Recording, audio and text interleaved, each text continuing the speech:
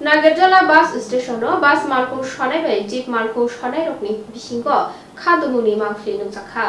पाटिमंना गिटिंगे साइमानका private Maruti मालखौ नागिरजाला तै बतलानि passenger तलां माबाय बास तै जीप मालखौ सनाय रखनि पैसेंजार कमी माबाय प्राइवेट मालखौ चालंनाय रखनि फासिं खादुमु फुनुकलाख्या तै हापांनि फासिं नाहारिबो सानमु नारखा आबहाय खेनो प्राइवेट मारुति चालकनाय रौबो रखनि पैसेंजार तलांगै तंखे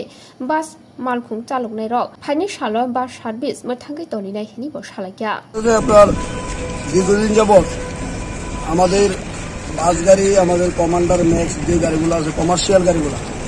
এই গাড়িগুলো চলার ক্ষেত্রে আমাদের যেহেতু এগুলো স্টেজ ক্যারি আমরা স্টেজ ক্যারি যে এই গাড়িগুলা আমাদের গাড়িগুলোর ইন্স্যুরেন্স 70,000 থেকে শুরু করে আমাদের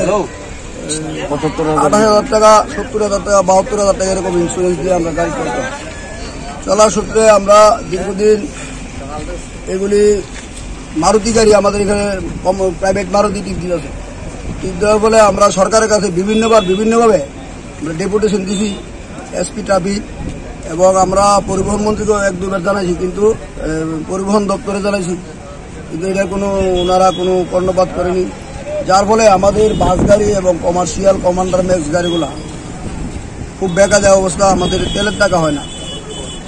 এই জায়গা দ্বারা আমাদের শ্রমিকরা আজকে এই কারণে গাড়ি উদয়পুরের লাইন বন্ধ রেখা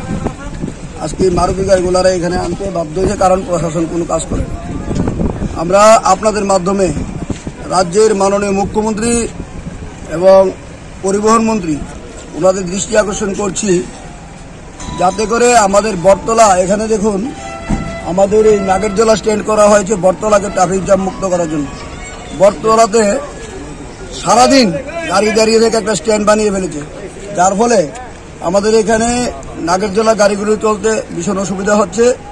আমরা প্রশাসনের কাছে একটাই দাবি রাখবো যদি বটতলাতে স্ট্যান্ড দেওয়া হয় তাহলে আমাদের গাড়িগুলোকেও বটতলা স্ট্যান্ড দেওয়া হোক নতুবা সমস্ত গাড়িকে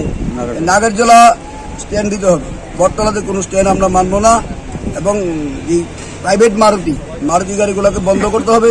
স্টেজ ক্যারিজ করার এদিকে প্রশাসন কাজ করতে হবে যদি প্রশাসন কাজ না করে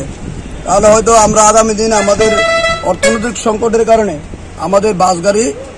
অনির্দিষ্টকালের জন্য বন্ধ হয়ে যাবে অসুবিধা হচ্ছে আমাদের পেছনে সমস্ত মারুতি গাড়ি স্টেজ ক্যারিজ করছে জায়গা দাঁড়িয়ে যাত্রী নিয়ে যাচ্ছে প্রাইভেট গাড়ি তো স্টেজ ক্যারিজ করার কথা না কিন্তু এগুলি আমরা প্রশাসনের দৃষ্টি আকর্ষণ করেছি প্রশাসন এগুলি কিছুই ব্যবস্থা গ্রহণ করেনি যার ফলে আমাদের শ্রমিকরা সারাদিন গাড়ি চালিয়ে এসে বিকেলবেলা তেলে পয়সা হয় না যার জন্য শ্রমিকরা আজকে গাড়ি একটা লাইন বন্ধ রেখে ওনারা কাজ করছেন যে কাজগুলো প্রশাসন করার কথা এই কাজগুলো আমাদের শ্রমিকরা করেছে